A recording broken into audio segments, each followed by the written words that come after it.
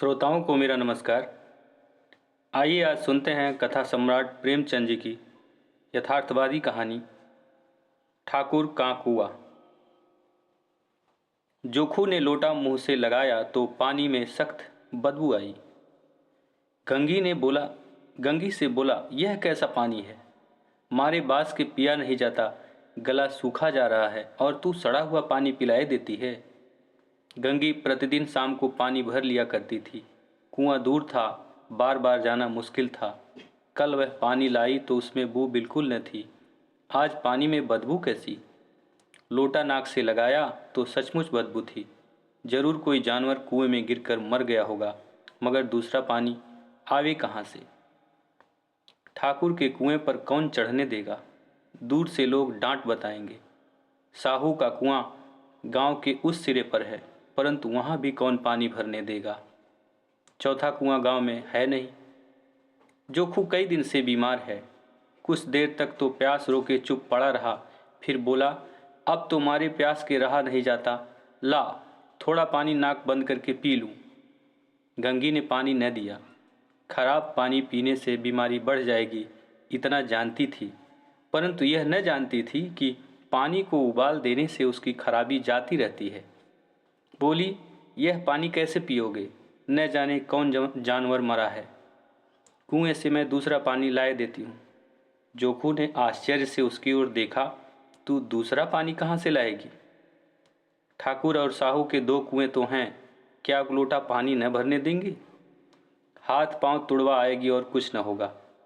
बैठ चुपके से, ब्रह्म देवता आशीर्वाद देंगे। ठाकुर लाठी मारेंगे, साहू जी एक के 5 लेंगे। गरीबों का दर्द कौन समझता है? हम तो मर भी जाते हैं तो कोई द्वार पर झांकने नहीं आता, कंधा देना तो बड़ी बात है। ऐसे लोग कुएं से पानी भरने देंगे?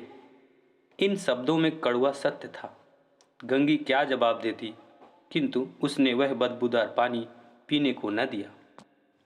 रात के 9 बजे थे। थके मादे मजदूर सो चुके थे। ठाकुर के दरवाजे पर 10-5 बेफिक्रे जमा थे। मैदानी बहादुरी का तो अब जमाना रहा नहीं, न मौका। कानूनी बहादुरों की बातें हो रही थी। कितनी होशियारी से ठाकुर ने थानेदार को एक खास मुकदमे में रिश्वत दे दी और साफ निकल गए। कितनी अक्लमंदी से एक माकड़े के मुकदमे की नकल ले आए। नाजिर और मोहतमिम सभी कहते थे नकल नहीं मिल सकती। कोई 50 मांगता, कोई 100। यहाँ बेपैसे कौड़ी नकल उड़ा दी। काम करने का ढंग चाहिए। इसी समय गंगी कुएं से पानी लेने पहुंची। कुप्पी की धुंधली रोशनी कुएं पर आ रही थी। गंगी जगत की आड़ में बैठी मौके का इंतजार करने लगी।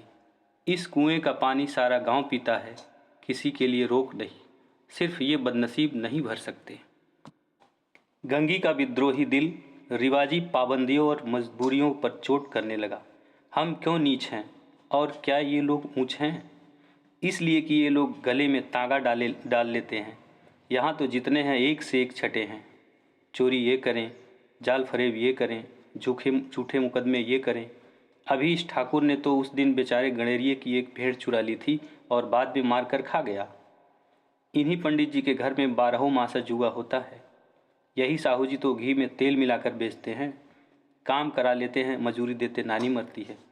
किस बात में है हमसे ऊंचे? हाँ, मुंह में हमसे ऊंचे हैं। हम गली गली चिल्लाते नहीं कि हम ऊंचे हैं, हम ऊंचे हैं। कभी गांव में आ जाती हूँ तो रस भरी आंखों से देखते हैं, जैसे सबकी छाती पर सांप लौटने लगता है। परंतु घमंड यह है कि हम ऊंचे हैं। कुएं पर किसी के आने की आहट हुई। गंगी की छाती धक धक करने लगी। कहीं देख ले तो गजब हो जाए। एक लात भी तो नीचे न पड़े। उसने घड़ा और रस्सी उठा ली और झुककर चलती हुई एक वृक्ष के अंधेरे के साए में जा खड़ी हुई।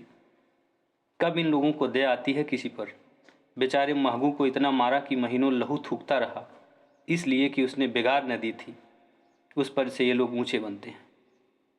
कुएं पर 2 स्त्रियां पानी भरने आई। इनमें बातें हो रही थी। खाना खाने चले और हुक्म हुआ कि ताज़ा पानी भर लाओ, घड़े के लिए पैसे नहीं है। हम लोगों को आराम से बैठे देखकर जैसे मर्दों को जलन होती है। हाँ, यह तो न हुआ कि कलसिया उठाकर भर लाते। बस हुक्म चला दिया कि ताज़ा पानी लाओ, जैसे हम लौड़ियाँ नहीं तो और क्या हो तुम। रोटी कपड़ा नहीं पाती, 10-5 रुपये छीन छपट कर ले ही लेती हो, और लौड़िया कैसी होती है। मत जलाओ दीदी, छिन भर आराम करने की जी तरस कर रह जाता है। इतना काम किसी दूसरे के घर करती तो इसके कहीं ज़्यादा आराम से रहती। ऊपर से वे एहसान मानता। यहाँ काम करते करते मर जाओ, पर किसी का मुँह ही सीधा नहीं होता। दोनों पानी भरकर चली गईं तो गंगी वृक्ष की छाया से निकली और कुएं के जगत के पास आई। बेफिक्रे चले गए थे। ठाकुर भी दरवाज़ा बंद कर अंदर आंगन में सोने जा रहे थे। गंगी ने क्षणिक सुख की सांस ली।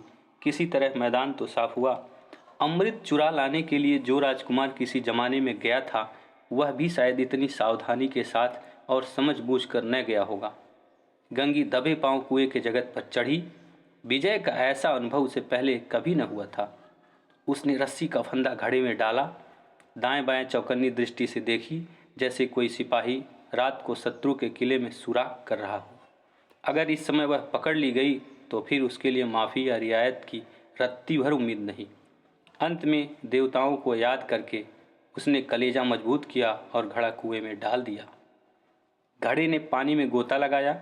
बहुत ही आहिस्ता, जरा भी आवाज़ न हुई। गंगी ने 2-4 हाथ जल्दी जल्दी मारे। घड़ा कुएं से मुंह तक आ पहुंचा। कोई बड़ा सहजोर पहलवान भी इतनी तेजी से उसे न खींच सकता था। गंगी झुकी कि घड़े को पकड़कर जगत पर रखे कि एकाएक ठाकुर का दरवाजा खुला। शेर का मुंह इससे अधिक भयानक न होगा। गंगी के हाथ से रस्सी छूट गई। रस्सी के साथ घड़ा धड़ाम से पानी में गिरा और कई क्षण तक पानी में हिलकोरे की आवाज़ सुनाई देती रही। ठाकुर कौन है, कौन है, पुकारते हुए कुएं की तरफ आ रहे थे और गंगी जगत से कूदकर भागी जा रही थी। घर पहुंचकर देखा कि जोखू लोटा मुंह से लगाए वही मैला गंदा पानी पी रहा है। बस इतनी सी थी ये कहानी।